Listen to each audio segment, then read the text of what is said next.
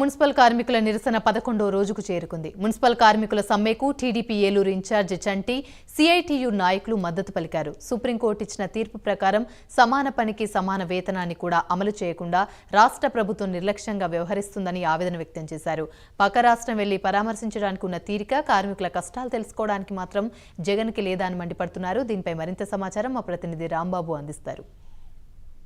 రాష్ట్ర ప్రభుత్వం అనుసరిస్తున్న కార్మిక వ్యతిరేక విధానం వల్ల అందరూ కూడా అవసరం పడుతున్న పరిస్థితి అయితే ఉంది. ఈరోజు మున్సిపల్ వర్కర్స్, క్యాబ్ డ్రైవర్లు, మున్సిపాలిటీ సిబ్బంది అందరూ కూడా రోడ్డెక్కిన పరిస్థితి. దాదాపుగా వీళ్ళు 10 నుంచి 11 రోజులు, ఒకళ్ళు 10 రోజులు, ఒకళ్ళు 11 రోజుల నుంచి సమ్మె చేస్తున్నప్పుడు కూడా రాష్ట్ర ప్రభుత్వానికి చీమ కుట్టినట్టు కూడా ఎక్కడ కూడా కనిపించడం లేదు.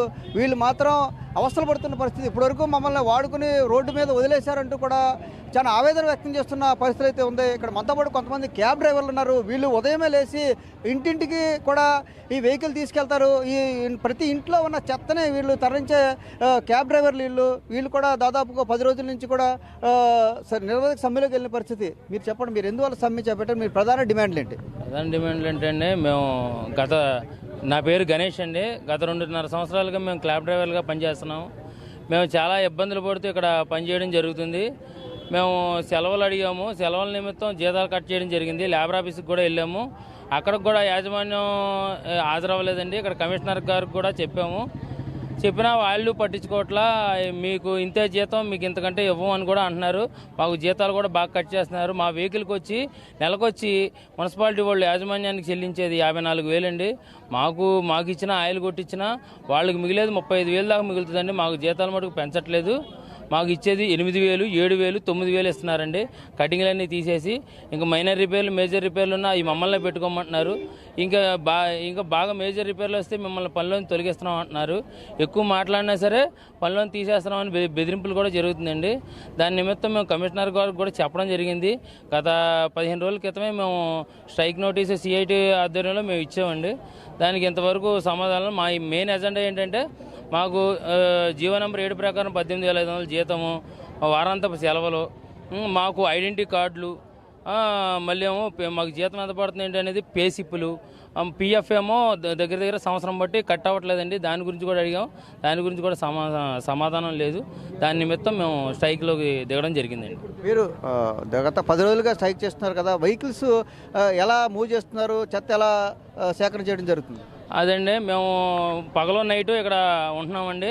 ఆ రోజు రాత్రి ఒక 10 మంది డ్రైవర్లు ఉంచడం జరిగింది.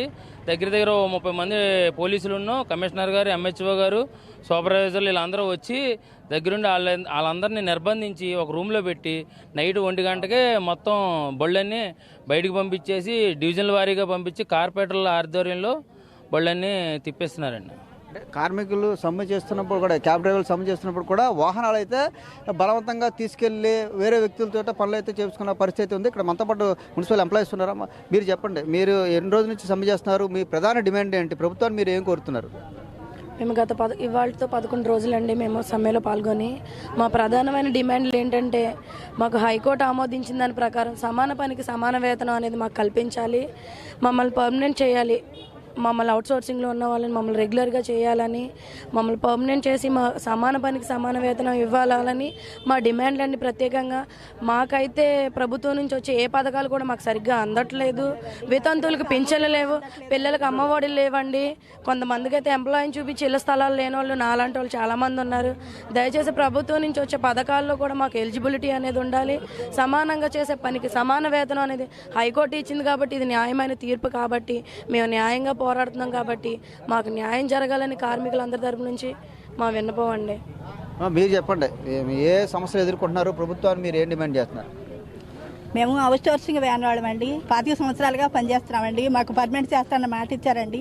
ఎంతవరకు పర్మనెంట్ లేదండి. మా కష్టాలు గుర్తించట్లేదండి. మా యూనియన్ అడిగితేను యూనియన్ వెనక పెడుతున్నారండి. మా యూనియన్ మా కొరకు పోరాడుతుందండి. ఆ యూనియన్ ఏం తప్పు చేస్తుందండి? ప్రజల కొరకు పోరాడుతుంది. ఆ యూనియన్కి మద్దతు కూడా ఇవ్వట్లేదండి. ఆ యూనియన్ వెనక పెడుతున్నారండి. 11 రోజులుగా సమ్మె చేస్తున్నారు. ప్రభుత్వం ఏమన్నా మీరు మాట్లాడడం జరిగిందా? 11 రోజులుగా సమ్మె చేస్తున్నామండి. యూనియన్ అడుగుతుంది కానీ మాకు ఏ స్పందన లేదండి. ఆ స్పందన ఏం చేస్తారా అని యూనియన్ కోసం మేము ఎదురు చూస్తున్నామండి. ఎప్పుడు చర్చలు జరపటమే కానీ మాకే న్యాయం జరగట్లేదండి. మీరైనా సరే మాకు న్యాయం చేయాలని మేము మనస్ఫూర్తిగా కోరుకుంటున్నామండి. ఇక్కడ ఎవరైతే కార్మికులు ఉన్నారో మున్సిపల్ క్యాబ్ డ్రైవర్లు, మున్సిపల్ కార్మికులు పడుతున్న అవస్థలు చూసి ఏలూరు తెలుగుదేశం పార్టీ ఇన్ఛార్జి బడేటి చండి గారు రావడం జరిగింది. సార్ మీరు చెప్పండి, ఇప్పటికే ప్రభుత్వం చెత్త పన్ను రూపంలో డబ్బులు వసూలు చేస్తున్న పరిస్థితి.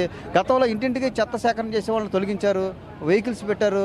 వీళ్ళు సేకరణ చేస్తున్నా కూడా వీళ్ళని కూడా ఇటువంటి పరిస్థితులు ఉన్నాయి. ఏమంటారు మీరు? ఇప్పుడు ఎన్ని కాంట్రాక్టర్తో వీళ్ళు కమిషన్లు పెట్టుకుని వ్యాన్ క్యాబ్ డ్రైవర్లకు కానీ వీళ్ళకి కానీ ఇప్పుడు వాళ్ళు ఏదైతే ఆవేదన వ్యక్తం చేస్తున్నారో కాంట్రాక్టర్కి వచ్చేసరికి డబ్బులు మిగులుతున్నాయి, ఇక్కడ కార్మికుడికి వచ్చేసరికి అన్యాయం జరుగుతుంది. అంటే వాళ్ళకి వచ్చేసరికి నెలకు 30,000 రూపాయలు మిగులుతుంది. ఎవరైతే 24 గంటలు కష్టపడుతున్నారో వాళ్ళకి 8,000 జీతం ఇవ్వడం జరుగుతుంది. ఎందుకంటే ఇవాళకి 11 రోజుల నుంచి కూడా వీళ్ళు సమ్మె చేస్తుంటే వీళ్ళని సమస్యలు పరిష్కరిస్తామని చెప్పి ఎవరిని కూడా చర్చలకి పిలుపు లేదు. అలాగే వీళ్ళతో మాట్లాడి సామరస్యంగా కనీసం 4 రోజులు 5 రోజులు పడితే కనీసం అప్పటి వరకు మీరు కొంచెం పనిలోకి వెళ్ళండి అని చెప్పి వీళ్ళ రిక్వెస్ట్ లేదు. వీళ్ళ మీద పోలీసులతో కేసులు పెట్టిస్తూ దాడులు చేయొచ్చు, ఏదైతే వీళ్ళందరినీ కూడా రూమ్లో నిర్బంధిస్తున్నాం అని అంటున్నారో మరి ఇటువంటి కష్టపూరితమైన వాతావరణం నుంచి వీళ్ళకి సామరస్యపూర్వకమైన వాతావరణంలో వీళ్ళతో చర్చలు జరిపించి ప్రజలు ఏదైతే ఇబ్బందులు పడుతున్నారో, ఎందుకంటే వీళ్ళందరూ న్యాయమైన కోరికల కోసం వీళ్ళు డిమాండ్ చేస్తున్నారు. ప్రజలందరూ కూడా అనారోగ్య పాలవుతున్నారు. ఎక్కడ చేస్తే అక్కడే ఉంది, డ్రైన్లో పెనాయిల్ కొట్టే పరిస్థితి లేదు, అందరూ హాస్పిటల్ చుట్టూతో తిరుగుతున్నారు. రేపు పొద్దున కలరా వచ్చే పరిస్థితి కూడా ఉంది. ఇప్పటికైనా ప్రజాప్రతినిధులు కానీ నాయకులు కానీ వెంటనే స్పందించి వీళ్ళతో చర్చలు జరిపించి ఏదైతే కోరికలు, ఎందుకంటే వీళ్ళు డిమాండ్లు అడిగే దాంట్లో న్యాయం ఉంది, వీళ్ళు పర్మనెంట్ చేయాలంటున్నారు. దానికి కూడా టైం బాండ్ పెట్టి ఇన్ని సంవత్సరాలు చేసిన వాడికి మేము పర్మనెంట్ చేస్తాం, లేకపోతే ఇది ఏదైతే సుప్రీంకోర్టు తీర్పు ఉందో ఆ వేతనాలు మేము ఇస్తామని చెప్పి వీళ్ళకి నమ్మబర్గంగా వచ్చే నెల నుంచి వాళ్ళకి వేస్తామంటే వీళ్ళు ఇమీడియట్గా పనిలో దిగుతారు. కనీసం వీళ్ళతో చర్చలు కూడా జరపట్ల. కనీసం వీళ్ళతో మాట్లాడి ఒక 2 రోజులు టైం ఉండమ్మా, మీ 2 రోజుల్లోపు తేలకపోతే మీరు చేద్దురు అన్నది విషయాన్ని తీసుకెళ్ళాలి. అది కూడా లేదు. ఎందుకంటే మూర్ఖత్వంగా మొండి వైఖరితో వీళ్ళందరినీ కూడా ప్రజలను నాశనం చేయడానికి ప్రభుత్వం కంకణం కట్టుకుంది. తప్పనిసరిగా వీళ్ళకి న్యాయం చేసేంత వరకు తెలుగుదేశం పార్టీ పోరాటం చేస్తుంది. తప్పనిసరిగా ఏదైతే వీళ్ళందరూ కోరుతున్నారో మేము కూడా చంద్రబాబు నాయుడు గారి దృష్టిలోకి తీసుకెళ్తాం. మేనిఫెస్టోలో వీళ్ళు ఏదైతే అడుగుతున్నారో ఈ న్యాయమైన కోరికలు అందులో కూడా పెట్టి రేపొద్దున ఎలక్షన్లో హామీ ఇవ్వడం జరుగుతుందని సందర్భంగా తెలియజేయడం జరుగుతుంది. కార్మికుల సమస్యలు ఖచ్చితంగా అధినేత దృష్టి తీసుకెళ్లి మేనిఫెస్టో పెడతా ఉంటున్నారు టీడీపీ నాయకులు. ఇక్కడ మొదటి నుంచి కూడా ఈ కార్మికుల పక్షాన సిఐటి వాళ్ళు పోరాటం చేస్తున్నారు. సార్ మీరు చెప్పండి, మొదటి నుంచి కూడా మీరు పోరాటాలు చేస్తున్నారు. ఈ చూసుకుంటే ఎక్కడ ఈ కార్మిక సమస్యలు వచ్చినా సరే సిఐటి వాళ్ళు ముందున్న పరిస్థితి. సార్ మీరు చెప్పండి, మీరు చేస్తున్న ఈ కార్మికులు సమ్మె జరుగుతుంది, ప్రభుత్వం దిగి రావట్లేదు, ఏమంటారు అసలు మీరు? ఈ ప్రభుత్వం దున్నపోత మీద వర్షం పడినట్టుగా వ్యవహరిస్తుంది.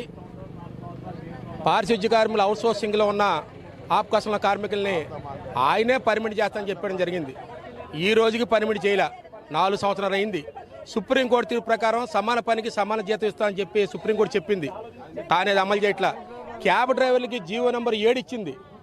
ఇచ్చిందే జీవో నెంబర్ 7. ఆ ప్రభుత్వం ఇచ్చే జీవో నెంబర్ 7ని అమలు చేయకుండా 18,000 జీతం ఇవ్వట్ల, పండగ సెలవులు ఇవ్వట్ల, వారాంత సెలవులు ఇవ్వట్ల. పారిశుద్ధ్య కార్మికులు రాష్ట్రం మొత్తం 40,000 కుటుంబాలు సమ్మెలో చేస్తున్నారు. ఈ రోజు 11 రోజులు చేరుకున్న ఈ రోజు కూడా ప్రభుత్వం దున్నపోతమే వర్షం పట్టిన వ్యవహరిస్తుంది. 2 సార్లు సిట్టింగ్లో కూర్చుని తప్ప ఏ మాత్రం పరిష్కారం చేయలే. ఆదిమూలపు సురేష్ కానీ, బొత్స సత్యనారాయణ కానీ, సజ్జగాని కూర్చున్న కానీ పరిష్కారం చేయట్లా. కానీ ఈ రాష్ట్రంలో అన్ని సంఘాలు సర్వశిక్ష అభియాన్ చేస్తున్నారు, అంగన్వాడీలు చేస్తున్నారు, మున్సిపల్ కార్మికులు చేస్తున్నారు. కానీ రాష్ట్ర ప్రభుత్వానికి జగన్మోహన్ రెడ్డికి ఓపిక తీరిక లేదు. కానీ పక్క రాష్ట్రంలో కేసీఆర్ పరామర్శ మట్టికి వెళ్ళి పరామర్శించి 40 నిమిషాలు కూర్చొని ఏకాంతంగా మాట్లాడి నువ్వు ఓడిపోయావు నా పరిస్థితి అని చెప్పి అడగడానికి వెళ్ళాడు తప్ప నువ్వు అడగాల్సింది ఇక్కడ కార్మికుల్ని ఇక్కడ మాట్లాడాలి తప్ప అక్కడ కాదు తెలియజేస్తున్నావు.